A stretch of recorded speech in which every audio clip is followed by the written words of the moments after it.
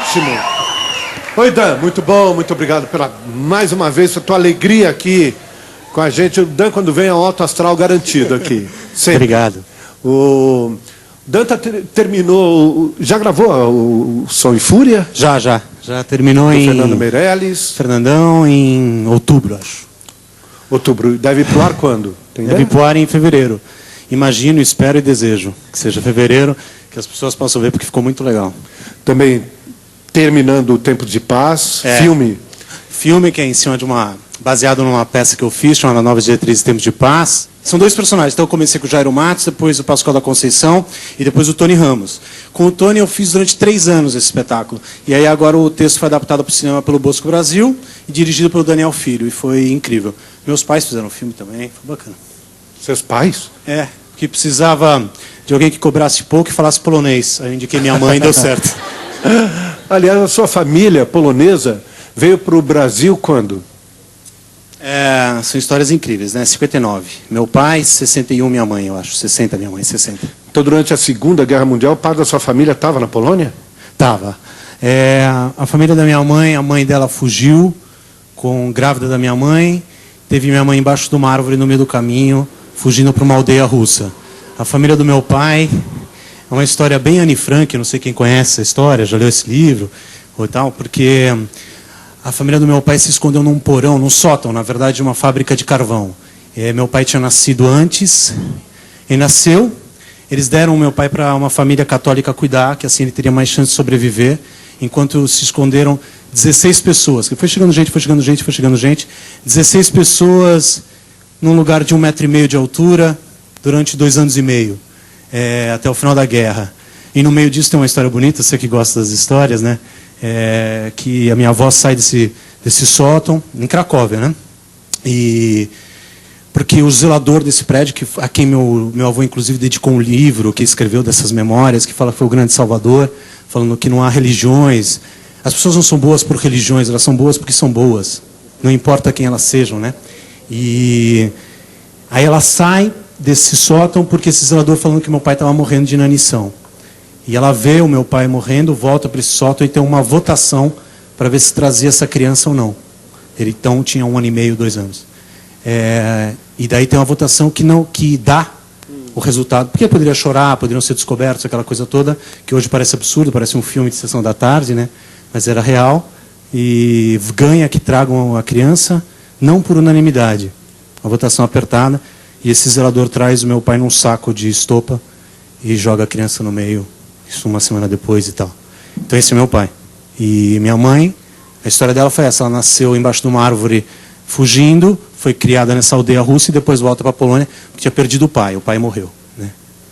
Então, mas falam polonês. Morreu diretamente da guerra? Meu avô de parte de mãe, sim. Aí a mãe dela casa de novo com um cara que é transferido para o Brasil, por isso a família da minha mãe veio para o Brasil, e a família do meu pai ainda vive bastante na Polônia, mas o antissemitismo ainda era grande, as oportunidades eram pequenas e primeiro vem meu tio e minha avó, e depois meu pai e meu avô não sabendo se poderiam entrar e tal. E daí eles conseguem entrar e fazem a vida aqui, se encontram na faculdade, se conhecem aqui, e daí eu aconteci. Isso. Nasceu Dan Stuba. Ô Dan. Obrigado. Por isso eles falam polonês, por isso eles estavam no filme também. Ah, ótimo. Agora, eu li a respeito de você que houve uma época, eu queria que você definisse a idade, que você ia aos teatros para bater na porta do camarim dos atores. É verdade isso? Queria que você me contasse. É total verdade isso. Eu tinha 16 anos, eu estava no 3º colegial, eu estava 1 ano na frente, assim. E daí eu comecei a fazer teatro no colégio, Rio Branco, eu estudei aqui em São Paulo, no Rio Branco. Aí a gente começou um teatro amador, era o máximo, eu vibrava e tinha descoberto uma história para mim. Porque eu era um rapaz muito tímido e de repente através do teatro eu percebia que aquela garota que eu estava afim, sei lá, olhava para mim, ou as pessoas me olhavam diferente, eu conseguia dizer coisas que eu não conseguia dizer na vida. Até hoje eu sou um pouco tímido, claro que o tempo passou, mas naquela época eu era mais. Aí essa descoberta do teatro, fiquei encantado, mas tinha muito medo de ser ator. De novo, minha família é muito pequena, né? Meu pai era engenheiro, minha mãe é arquiteta, e eu era o filho mais velho, o neto mais velho, e tinha uma pressão nesse sentido. Então eu meio atordoado, eu falei assim, bom, acho que eu preciso descobrir como é que é esse papo de teatro. Aí eu ia em todas as peças, eu ia, acabava a peça, eu batia no camarim do cara, e aí era bem recebido, mal recebido, e fazia as perguntas, e aí, como é que é ser ator? O que eu faço? Como é que é? Entre o medo e o deslumbramento, entendeu? Entre o fascínio e o abismo, né? A gente quando tem, não sei como é vocês, mas quando a gente tem 16 anos, 17, tudo é tão imenso, né? Os medos, as alegrias, as paixões, tudo, a vida é tão imensa, né? É maravilhoso que seja assim. Algum desses atores que você bateu, você chegou a trabalhar? Vários. E eles, não é que eles lembravam, mas evidentemente que você contou essa história para eles. O Paulo Tran, eu fiz uma peça com o Paulo, foi visitando o Sr. Green, né? O Paulo tem uma história bonita. Eu ia lá, aí eu bati ele no camarim, ele me acolhia assim, aí ele falava assim, ô menino, você é aquele que quer ser ator, né? Isso que era a segunda, terceira peça que eu estava indo. Eu falava, sou eu. Mas então, você já fez alguma coisa? Ele queria conversar e a gente conversava e tal. Depois de um certo tempo eu fiz uma peça, estreia como ator profissional, uma peça chamada Peer Gynt. Aí depois eu fui trabalhar de contra-regra no Teatro Cultura Artística, que agora pegou fogo. Aí eu ganhava dinheiro montando esses refletores. Eu comprava as peças separadas e montava para vender. Operava luz. Fui trabalhar eu fiz tudo o que possível atrás de um teatro. E daí o Paulo foi me encontrar, acho que quase 11 anos ou 9 anos por aí depois. Ele foi assistir uma peça, ele estava na plateia e eu fiz a peça. Era uma peça com 11 pessoas. Tinha Edith Siqueira também, falecida, o Celso Frateschi, Carlinhos Moreno, um monte de gente legal, Patrícia Gaspar. Aí ele entrou no camarim e falou assim, 9 anos depois, acho que você é um menino que me procurava querendo ser ator. Incrível. Aí eu falei, sou eu, como é que você lembra, tal?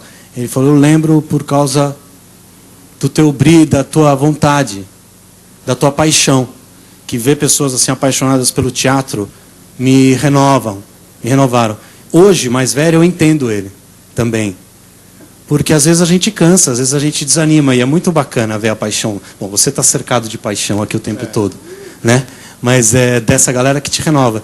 E daí ele me convidou a fazer um espetáculo que foi esse, Visitando o Sr. Green. A gente fez juntos durante um ano, viajamos a Portugal, fizemos uma temporada fora, e foram uns papos maravilhosos, foi ensinamentos maravilhosos.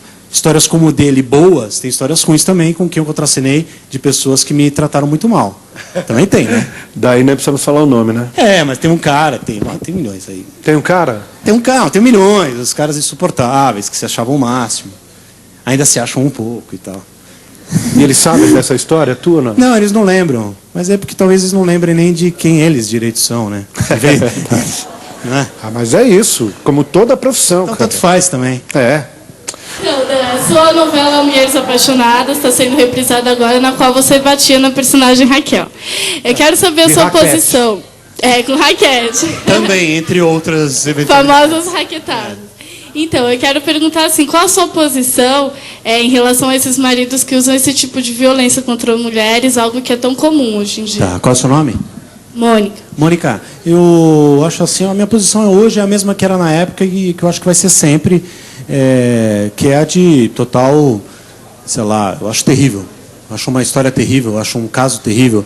E na maioria das vezes, pelo que eu pude estudar na época que eu fiz a novela, inclusive, há um pequeno trato. É uma maluquice pensar assim, mas de certa maneira a mulher ela concorda com isso de algum jeito. O casal acaba concordando com isso, ou seja, é uma doença de dois lados. E que, claro, o maior culpado é o homem, é um criminoso e tudo mais. Uma coisa bacana de falar é que na época da novela, faz 6 anos, né? E naturalmente mudou minha vida, né? E naturalmente eu falo disso desde ali para cá. E posso falar com alegria que pelo menos uma coisa a gente conseguiu através da novela, que foi mudar a lei. Antigamente, antes da novela, o cara que batia na mulher não acontecia nada, ele pagava uma cesta básica no máximo e ia embora para casa. Hoje ele fica na cadeia. Então, de algum jeito a novela ajudou a que isso acontecesse. De alguma maneira, o Manuel Carlos, o trabalho da Helena, o meu, ter falado sobre isso ajudou. E isso me deixa muito feliz para que, de alguma maneira... E também tornou público. E também mudou um pouco porque não era uma história só de bêbados pobres, que era um preconceito que se tinha a princípio. Era também de ricos babacas, como é o Marcos, no caso, né? Ou seja, uma coisa de babacas em geral, não importa credo, religião ou dinheiro. Então, fico feliz que isso de alguma maneira ajudou para acabar ou para deixar mais clara a situação terrível, entendeu? Bem.